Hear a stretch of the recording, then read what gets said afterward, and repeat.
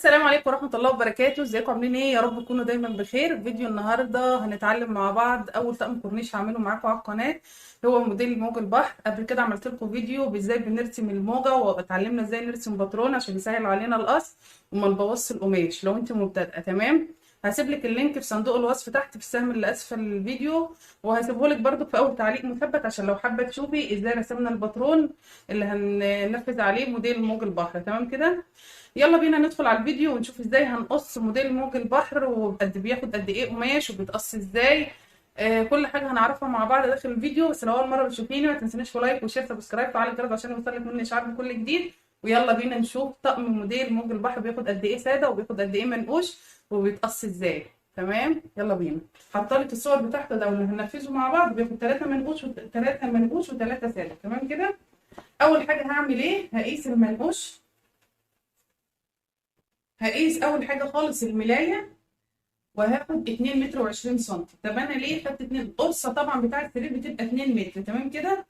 هزود لها 20 سم عشان 20 سم دول اللي هنرسم عليهم الموجه. ولما بنيجي نركب الكورنيش بيبقى الموجه اللي انا رسمها دي نازله شويه كده من عند قرصه السرير، نازله على السرير شويه، فال 20 سم دول بينزلوا بيأثروا من الطول من جنب الناحيه الثانيه. فاحنا بنبقى عاملين حسابنا ان احنا نزود على القرصه ال 2 متر، نزود عليها 20 سم. كده انا خدت متر و50 سم. هاخد كمان معانا 70 سم عشان يدينا 2 متر و20 سم. تمام. ده كده القرص. هاجي بقى هنا هاخد 30 سم وصلات لكيس المخده. لكياس المخده هعمل وصله منقوشه على طرف المخده من على الشمال ومن على اليمين. هاخد لها ايه؟ هاخد لها 30 سم. ودلوقتي هقول لك برضك انا ليه واخده 30 سم. هاخد كده 30 سم و30 سم تاني هناخد منها على وش الخداديات.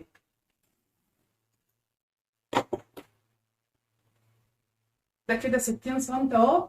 هطبقه على 2 وهقسمه بالتساوي هيبقوا ايه؟ 30 سم و30 سم. 30 هاخدهم وصلات على قياس المخدات، و30 هرسم منهم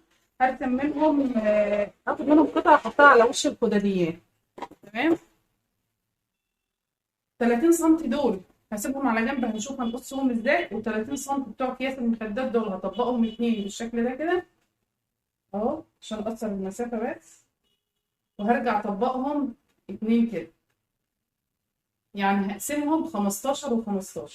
تمام اهو. 2 سم دول قطعه 15 وقطعه 15.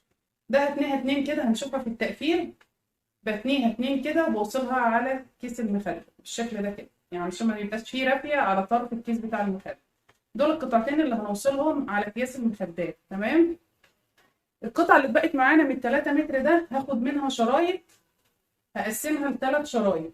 هما الشريطين يكفوني بس يعني إيه لو استدعى الامر يعني ان احنا احتاجنا كمان. تعالى بقى ندخل على الساده ونشوف هنقص الساده ازاي.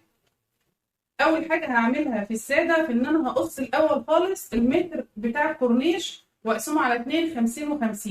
يبقى انا هقص متر للكورنيش بتاع الملايه بالشكل ده كده.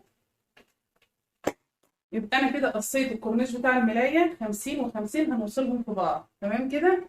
نخش بعد كده على كيس المخدات معايا ساده.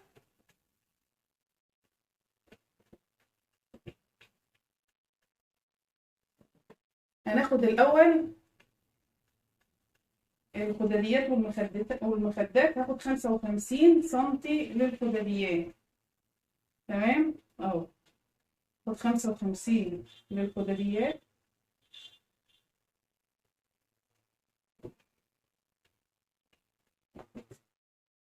يبقى انا خدت متر ورجعت خدت 55 سم والباقي هيبقى هما قياس المخدات. تمام. ده كده 55 سم للخداديتين. هقيس بقى الباقي ده كده اشوفه قد ايه.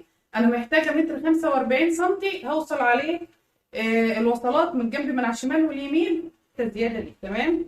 يبقى انا محتاجه دي تكون كام؟ متر 45. هطبق بقى المتر 45 ده. اهم حاجه عندي ان البرص بتاعه يكون على البرص ما يكونش مرحب عن بعض. لو البورصل بص كده معاكي هنا، لو خدت بالك هتلاقي البورصل على البورصل هنا مظبوط. طب لو البورصل كده مش مظبوط على بعضه، لازم نظبطه الاول كده بالشكل ده كده، ونطبقه على 2 اهو. طبقنا المتر 45 على 2، والقماش الزياده كده لتحت بعد ما عدلنا البورصل على البورصل، ونقيس وهو متني كده اهو. وهو متني من عند البورصل من الناحيه دي كده للناحيه المقفوله، نقيس 90 سم. نقيس كام؟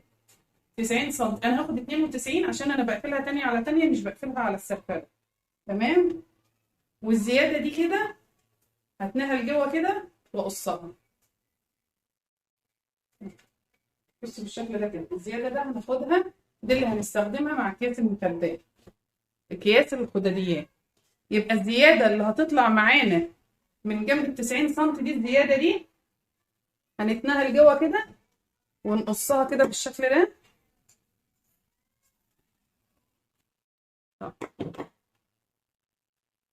ال 92 سم وطلعت كيسين مخدات بالشكل ده كده، بنتنهم على بعض كده وبيتقفلوا من الجنب، بيبقوا كيسين مخدات. بس طبعا بنوصل قطعه منقوشه على الطرفين، ده هنشوفه فيه. تمام.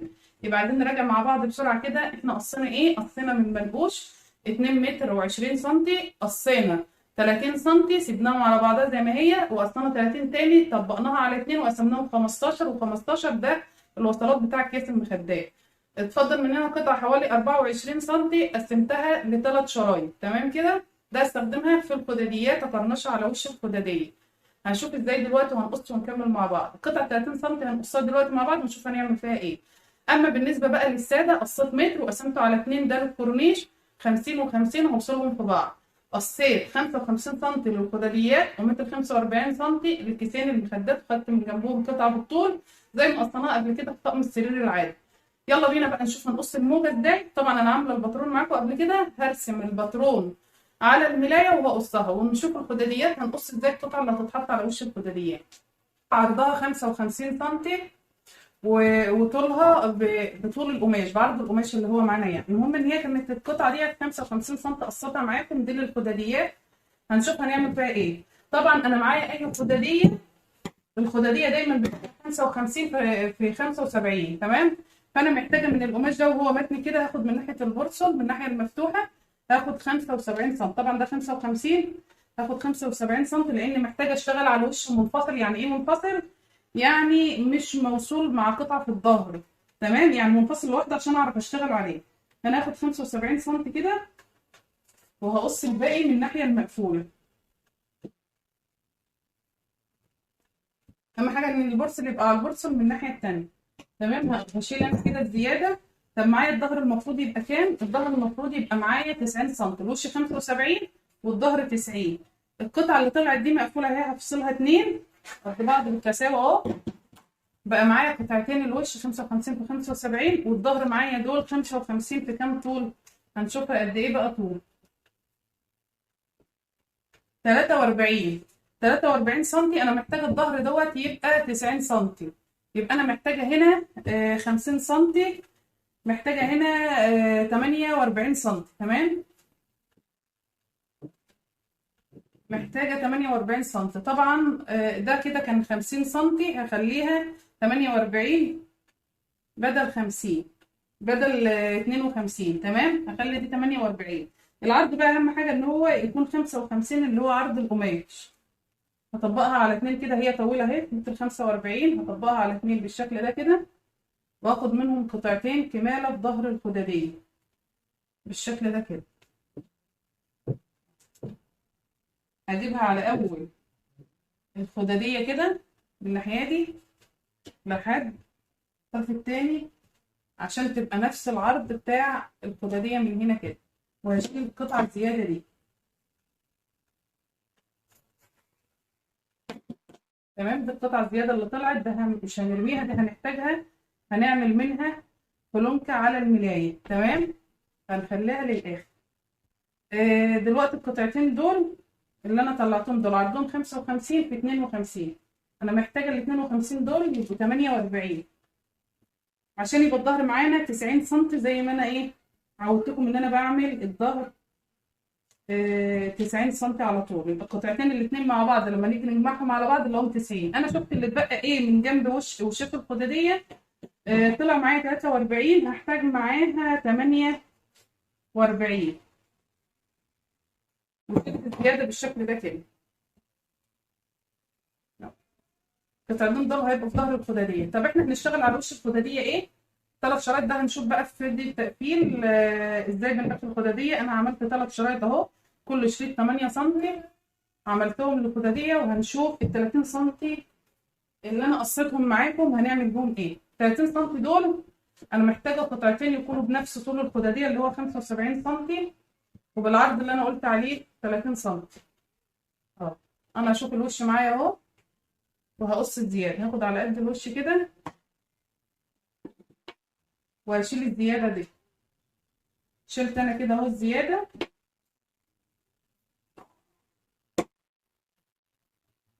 شلت الزياده. انا عايزه بقى اقص القطعه دي، هحطها هنا كده على وش الخداديه من فوق بالشكل ده كده. بس محتاجه ان هي تيجي معايا بكيرف كده بدوران عشان تمشي مع شكل الموديل اللي هي الموجه، تبقى الستايل كله قريب لبعض. طب انا هقص الدوران ده ازاي؟ دول القطعتين على بعض اهو، 1 2 بالشكل ده كده. هرجع اطبقهم تاني كده بالشكل ده عشان لما نيجي نرسم الدوران يبقى الاتنين شكل بعض بالظبط. وبأي تباشيره كده، وحاولي ان انت تدوري ان هي تطلع كده.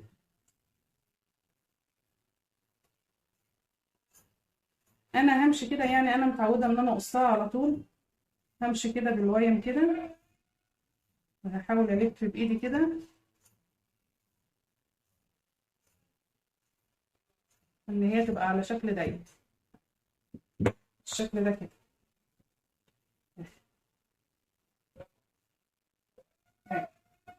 يا رب تكون كده واضحه بالنسبه لي. ده كده القطعه اللي هتبقى فوق، والشرايط ده هقرنشها، هثبت طبعا وهقرنش هنا كده، وهستخدم جوبير. هنشوف بقى بعد كده هنقص الملاية وباجي من الجنب اللي هو متطبق على 2. طبعا ببقى مظبطه ان هنا البورسل يكون جاي على بعضه تمام اهو. وباجي على الجنب اللي هو متن على 2 ده اللي هو عرضه 2 متر و40، متن على 2 طوله 120، وبثبت الباترون بالشكل ده كده اهو. وببدا ارسم على الرسمه اللي انا رسماها وامشي عليها جنبها بالقلم كده. الف انا كمان بالقلم على الموجه بالشكل ده كده. بخلي بس بتاع حوالي 1 سم تحت كده باين من القماش عشان وانا بقص يبقى متظبط اهو. وبلف كده بالقلم، هلف كده ارسم واقص بالمقص ونرجع نشوف هنعمل ايه تاني. طيب انا كده رسمت بالقلم اهو، رسمت بالقلم على القماش بالباترون اللي انا ايه كنت عاملاه، وهمشي كده بالمقص اقص الموجه اللي انا رسمها. يعتبر وضحت بالنسبه لكم والموجه كده وضحت. طيب ايه اللي بيبقى كده خلصنا الطقم على كده؟ لا، في هنا نقطه بقى مهمه قوي هتسهل عليكي كمبتدئه في التقفيل. انا باجي عند الجنب اللي هو مقفول اهو، اللي انا قصه من عنده النص، وبحط كده صوابعي، باخد مسافه حوالي 3 قضيب تمام بايدي كده بالوعي، وببني لجوه كده الموجه بالشكل ده كده لحد الاخر. باجي بقى بالمكوه على التانية اللي انا تنيتها دي وبكوي، بضغط بيقوم لما بكوي كده بالمكوه من هنا كده بيعمل لي خط خياطه هنا. بص كده لو انا ضغطت بايدي كده بالشكل ده اهو، هتبص تلاقيها اصلا بانت وعملت زي خط ايه، زي كسره هنا كده، عملت زي كسره هنا كده تمام. الكسره دي بقى بالمكوه بتبقى واضحه قوي، بمشي انا عليها في الظهر هنا بتبقى باينه بقى. باجي في الظهر هنا على الخط اللي انا كاوياه وبركب الكورنيش. هنشوف ده بقى. وبكده يكون الفيديو خلص معانا. لو انت اول مره بتشوفيني ما تنسنيش في لايك وشير وسبسكرايب وفعل الجرس عشان يوصلك مني اشعار بكل جديد. انتظري مني ان شاء الله فيديو التقفيل، هنشوفه مع بعض في الحلقات الجايه. والسلام عليكم ورحمه الله.